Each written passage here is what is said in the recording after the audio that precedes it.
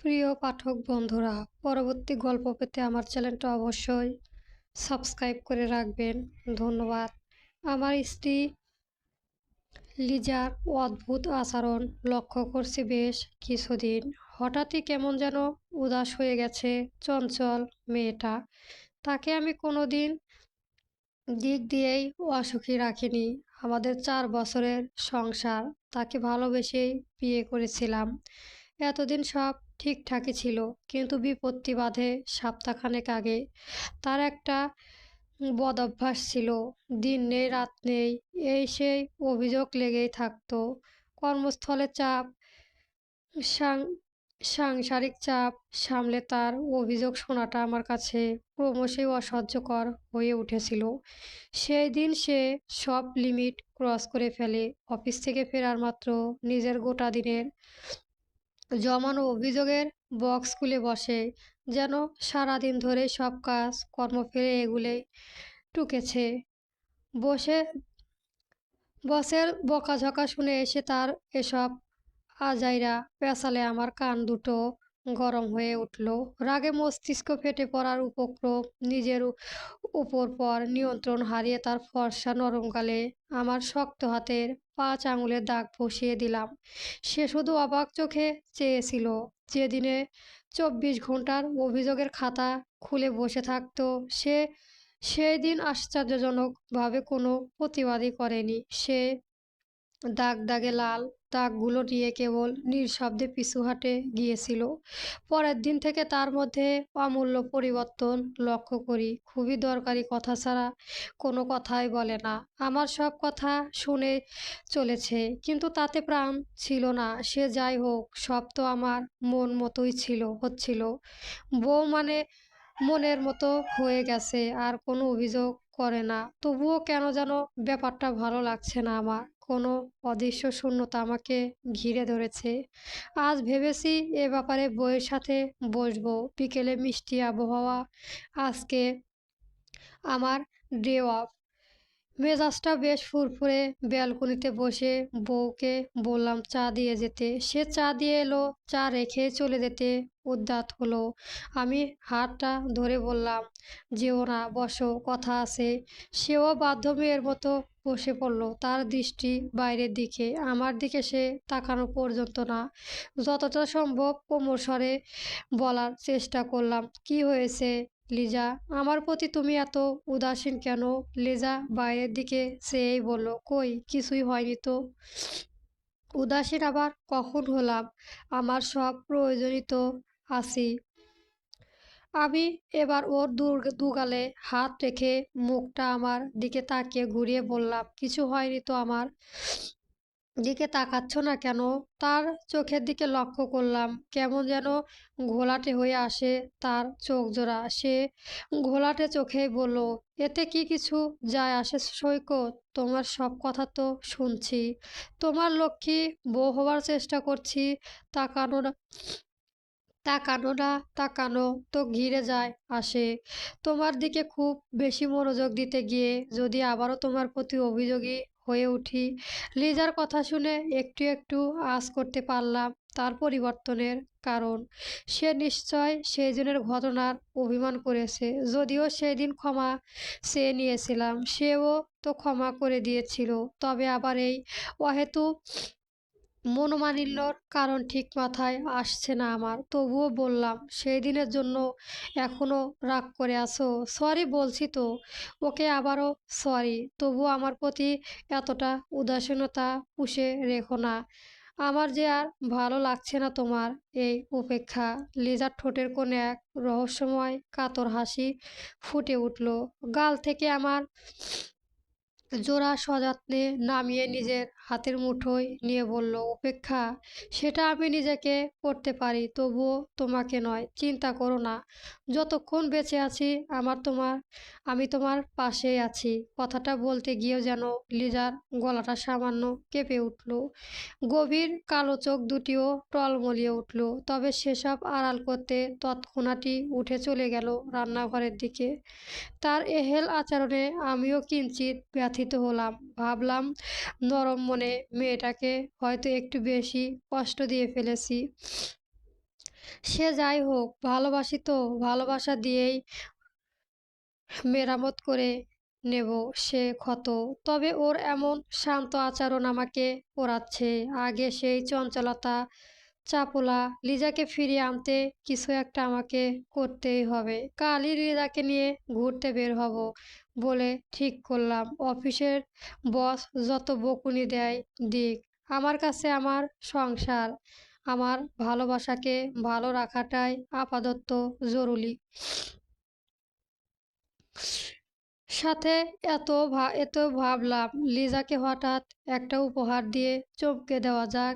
লিজা অনেকদিন ধরে একটা ভিডিও আমার সেন্ড করতো, একটি ভ্যানিটি ব্যাগের ভিডিও।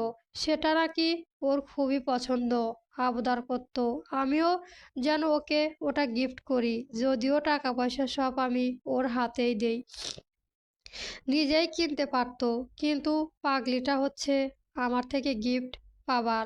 কাজের ব্যস্ততার এদিকে তেমন একটা নজর দিতে পারিনি কখনো। বিয়ের আগে কত কই কি বলতাম, কিন্তু বিয়ের পর এতটাই ব্যস্ত হয়ে পড়লাম আমার নিজেরও জানা ছিল না। সেসব কথা যাক, যা হবার হয়েই গেছে। এখন থেকে আর লিজার প্রতি বেখেয়ালি থাকবো না, এ আমার আজকের প্রতিজ্ঞা। তোর ভাবনার মতো দিলাম ব্যাগটা অর্ডার করতে। কাল সকাল 10টায় লিজার অভিমান গলে জল হয়ে যাবে। এই আনন্দভূতিটা বুকে চেপে হাসি হাসি মুখে ছুটে গেলাম লিজার কাছে। দেখি লিজা দেশি মুরগির মাংস রান্না করছে, যার গন্ধ রান্নাঘরটা মোমো করছে। লিজার হাতের দেশি মুরগি ঝোল আমার বরাবরই প্রিয়। ঠিক লিজার পেছনে দাঁড়িয়ে বললাম, মনে হচ্ছে আমার পছন্দের মুরগির ঝোল হচ্ছে, একটু চেখে দেখা যাবে নাকি?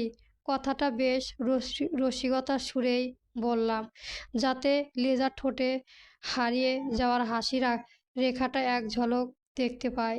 কিন্তু আদতে তা হলো। লিজার কোণে প্রত্যুত্তর না করে দু টুকরো মাংসর বাটিতে তুলে দিল, আবার পূর্ণ মনোযোগ রান্নায় দিল। আশানুরূপ ফল না পেয়ে খানিকটা হতাশ হলাম। বুঝলাম অভিমানটা বেশ গাঢ়, সহজেই কমবে না। রাতে খাওয়া দাওয়া শেষে লিজা বিপরীত পাশ ফিরিয়ে শুয়ে পড়েছে। ব্যাপারগুলো আমার কাছে অসহনীয় লাগছিল। মনে হচ্ছিল এখনই সব মনের কথাগুলো বলে দেই, আর ওই রাগ অভিমান সব উধাও করে দেই। কিন্তু সারপ্রাইজ নষ্ট হয়ে যাবে কিছুই বলিনি। তবে যতটুকু সম্ভব ওর মন ভালো করার চেষ্টা করছি, তাতে কোনো ফল পাইনি। আমি আমার দুর্ব্যবহারের জন্য এখনই লজ্জিত। এটা আপাতত আমার পাওনা, এর নিয়তি আমি মেনে নিলাম। চোখ বুজলাম আগামীকালের সোনালি সূর্যর অপেক্ষায়। পরের দিন সকাল, খুব সকালে ঘুম ভেঙে গেল আমার। কানে আসছে তীব্র চিৎকার, চেঁচামেচি। চোখ পিটপিট করতে তাকাতেই লক্ষ্য করি আমার ফ্ল্যাটের দরজা কেউ অনবরত নক করছে। কি মুশকিল, সকাল সকাল কিসের এত ডাকাডাকি? পাশ ফিরিয়ে দেখি লিজাও নেই। আমি বুঝছি না ও আবার গেল কোথায়। পারে যেখানে হইচই হচ্ছে না সেখানে নাকি যেতেও পারে। ওই তো ফজরে ওঠে। সেসবে আর না ভেবে ঘুম জড়িত অলস দেহটা টেনে নিয়েই গেলাম দরজার সামনে। দরজা খুলতেই একদল লোক হাড় মুড়িয়ে ঢুকে পড়ল। পাশের ফ্ল্যাটের সবুজ ভাই তো আমায় আঁকড়ে ধরে হাউমাউ করে কেঁদে উঠল। এখন পর্যন্ত সবই আমার মাথার উপরে দিয়ে যাচ্ছে। ঘর ভর্তি লোক মিলে কান্না রোল তুলে দেয়। সবুজ ভাইয়ের ওয়াইফ সর্বপ্রথম মুখ খোলে, বলে, সৈকত ভাই, লিজা ভাবি। এইটুকু বলে আবার কান্নায় ভেঙে পড়ে। লিজার নাম শুনতেই আমার ওর কথা মনে পড়ল। এত মানুষ, এত ভিড়, অথচ লিজা কোথায়? আমি প্রতিটা কোণে চোখ বুঝলাম লিজার খোঁজে, কিন্তু কোথায় ও? ওকে খুঁজে না পেয়ে খুব স্বাভাবিকভাবেই ভাবিকে জিজ্ঞেস করলাম, ভাবি, লিজা কোথায়? ও কি বাইরে আছে? আর কি হয়েছেটা কি? সে কান্নারত মুখে যা বলল তাতে আমার পায়ের তলা মাটি সরে গেল। মনে হলো হঠাৎ জনমান শূন্য পৃথিবীর বাইরে কোনো স্থানে চলে এসেছি। নিজের অনুভূতি, নিজের অবস্থান, এমনকি নিজের কানে ব্যাপারেও আমি সন্দিহান। আমি কি ঠিক শুনেছি, নাকি কোনো ভ্রম বা স্বপ্নে আছি? এ ভাবনার মধ্যেই অনুভব করলাম কেউ আমাকে একবার ঝাঁকানো। তারপর আমি জ্ঞানশূন্য হয়ে লুটিয়ে পড়লাম।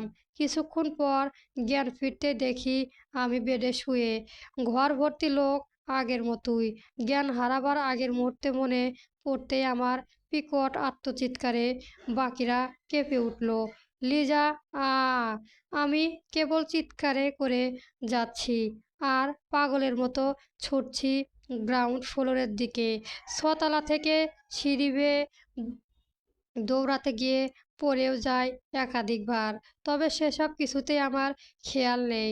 আমার মাথায় একটা কথা ঘুরতে থাকে, আমাকে আমার লিজার কাছে যেতে হবে।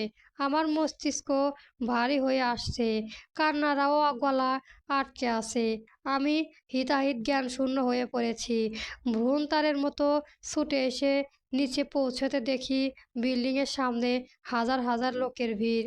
আমি সকলের ধাক্কা দিয়ে সরিয়ে ভিড়ের কেন্দ্র উপস্থিত হই। সাদা কাপড়ে ঢাকা কিছু একটা পড়ে আছে। তা দেখে আমার বিশ্বাস হয় না এটা আমার লিজা হতে পারে। তবুও সামনে গেলাম। মুখ থেকে কাপড়টা সরাতেই চমকে উঠলাম। মাথার কাছটা রক্তিম তরলে ডুবে আছে। সুন্দর রেশমি চুলগুলোয় রক্তর দলা পাকিয়ে আছে। সেই রক্তাক্ত মাথাটা তুলে নিলাম কোলে। আমার হাত অদ্ভুতভাবে কাঁপছে। কাঁপা হাতে মুখের উপর থেকে চুলগুলো সরিয়ে থুতনির নিচে হাত রেখে ডাকতে থাকলাম, লিজা, এই লিজা, কথা বলো, কথা বলো আমার সাথে। তুমি কথা না বললে আমি গিফট কাকে দেব? কার অভিমান ভাঙাবো? কাকে নিয়ে ঘুরতে যাব? লিজা, লিজা। কিন্তু ও আমাকে আমার লিজার সাথে বেশিক্ষণ কথা বলতে দিল না। আমি ওদের হাত থেকে ছোট ছোটার কত চেষ্টা করলাম, কিন্তু ওই নিষ্ঠুর পাষাণতারা আমাকে লিজার কাছ থেকে দূরে সরিয়ে নিল। লিজাকে নিয়ে গেল গাড়ি করে। আমরা চিৎকার করে জোর ক্রমেই বাড়াতে থাকলো। বললাম, আমাকে ছাড়ো, আমাকে লিজার সাথে যেতে দাও। কিন্তু আমার কথা কেউ শুনলো না। ওরা আমাকে আমার লিজার থেকে আলাদা করে দিল। কিন্তু এই আলাদা হওয়ার যে সারা জীবনের আলাদা, আমি তখনও বুঝে উঠতে পারিনি। আমার স্বাভাবিক হতে সময় লাগলো 3 দিন। 3 দিন পর বুঝলাম আমার লিজা শুধু আমাকে নয়, গোটা দুনিয়া ছেড়ে চলে গেছে। এই উপলব্ধিটা হতেই বাঁধ ভাঙার কান্না ভেঙে পড়ি আমি। কে জানতো একটা সামান্য অভিমানে জেদ ধরে আমাকে চিরদিনের জন্য ছেড়ে চলে যাবে। ওকে দেওয়া সেই একটা থাপ্পড়ের পরিবর্তনে আমি নিজেকে অসংখ্য আঘাত করতে থাকি। আত্মহত্যাও করতে গেছি বহুবার, কিন্তু কেউ না কেউ বাধা সৃষ্টি করেছে তাতে। কিন্তু এই অপরাধী জীবনটা বয়ে বেড়ানো আমার জন্য যন্ত্রণাদায়ক। আমি বেঁচে যাই, কিন্তু হারিয়ে ফেলি বেঁচে থাকার আনন্দ। নিজের সব সুখ স্বাচ্ছন্দ্য বর্জ্য করতে থাকি স্বেচ্ছায়। এভাবে পেরিয়ে গেল 1টি মাস। এতদিনে আমি বেডরুমে ঘুমাইনি। আমার সাহস হয়নি লিজার স্মৃতি সম্মুখীন হবার। তবুও অপরাধী ন্যায় প্রবেল করলাম। বুকটা খা খা করে উঠল। এত সুন্দর করে সাজানো রুমটা, ভাবতে অবাক লাগে সেই ঘর সাজানো মানুষটা আর নেই, আর কখনোই আসবে না। পুরো ঘর জুড়ে লিজার স্মৃতি। আমি আমার অশ্রুদের দম করতে ব্যর্থ হই। প্রতিটা জিনিসের হাতড়ে দেখি আর অতীতের স্মৃতি তলিয়ে যায়। সবশেষে আমি আসি লিজার শাড়ির আলমারিতে। শাড়ি পরতে খুব পছন্দ করা একটা আলমারি রেখেছিল কেবল শাড়িরই। তা খুলতেই আমার নাকে এসে লাগে লিজা একটি মিষ্টি সুঘ্রাণ। ভগ্ন অশ্রুসিক্ত মুখটা ডুবিয়ে দিলাম সেই শাড়ির স্তূপে। শাড়ি একটা ভাঁজের মধ্যে লক্ষ্য করলাম সাদা জাতীয় কিছু একটা। বের করে দেখি একটি কাগজ। ঠিক কাগজ নয়, দেখে মনে হচ্ছে কোনো চিরকুট। বন্ধুরা, পরবর্তী গল্প পেতে আমার চ্যানেলটা সবার আগে সাবস্ক্রাইব করে রাখবেন। চলবে।